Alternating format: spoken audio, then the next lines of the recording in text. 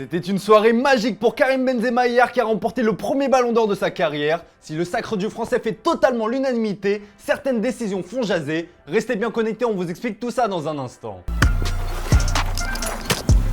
Foot.fr, fournisseur officiel de football.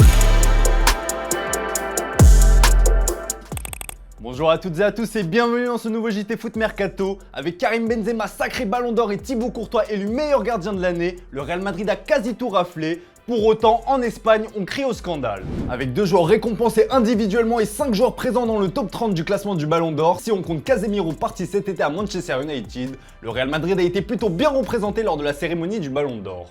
Une soirée parfaite pour les merengues ou presque, car à la surprise générale, le club présidé par Florentino Pérez n'a pas reçu le trophée du club de l'année malgré sa 14e Ligue des Champions. Pire, la Maison Blanche a même terminé 3ème derrière le lauréat Manchester City et Liverpool qu'ils ont pourtant battu en finale. Pour l'Espagne, cela ressemble à un terrible scandale. Madrid sous-estimé, écrit par exemple le journal AS. Sur le plateau d'El Chiringuito, la légende madrilène Guti a aussi fait part de son incompréhension. Je ne crois plus en ce type de prix depuis longtemps, a-t-il lâché. Chez les joueurs à l'image de Toni Kroos, cette 3ème place fait beaucoup parler. L'Allemand a usé de l'ironie via son compte Twitter en écrivant « 3ème meilleure équipe en 2021-2022, comptant le Real Madrid ?» Questionné sur le sujet, le président Florentino Pérez s'est plutôt montré beau joueur. Nous les félicitons, ils ont un super président, un super entraîneur et de bons joueurs, c'est un grand club.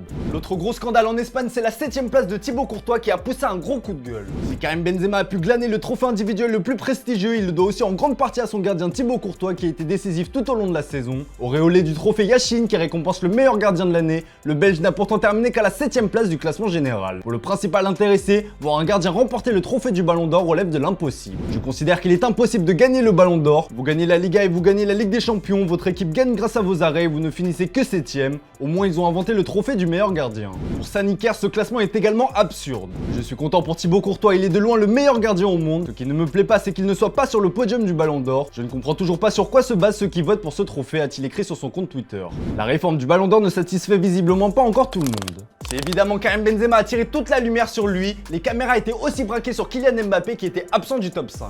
Annoncé absent mais finalement présent à la cérémonie du Ballon d'Or, Kylian Mbappé a malgré lui attiré l'objectif des caméras. Les réactions du français ont été scrutées de toutes parts, notamment lors de l'annonce de son classement au Ballon d'Or. Parfois souriant, parfois la mine déconfite, l'attaquant du PSG a fait le bonheur de la réalisation. Et de la twittosphère qui s'est bien régalée avec des montages en tout genre. L'autre fait marquant de cette soirée aurait aussi pu être la rencontre entre Florentino Pérez et Kylian Mbappé après le feuilleton de cet été. Et bien d'après Marca, le clan madrilène a bien pris soin d'éviter tout contact avec le Bondinois. Interrogé à ce sujet, le président madrilène s'est dit fatigué de toutes ces rumeurs. Les rumeurs sur Mbappé, je ne suis pas seulement fatigué, je ne lis même plus ce qui se dit sur ce sujet. On a passé un bon été, maintenant cela n'a plus aucun sens. Nous avons un avenir fantastique devant nous avec Vinicius et Rodrigo, 2 superstars qui peuvent remporter le Ballon d'Or. Une sortie qui a le mérite d'être claire.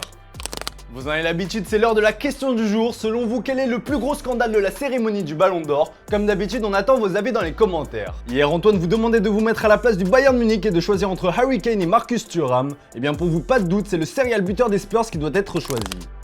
Dans le reste de l'actu, on reparle de Kylian Mbappé qui décidément vit une semaine très agitée entre le Ballon d'Or et les rumeurs d'un départ du PSG en janvier.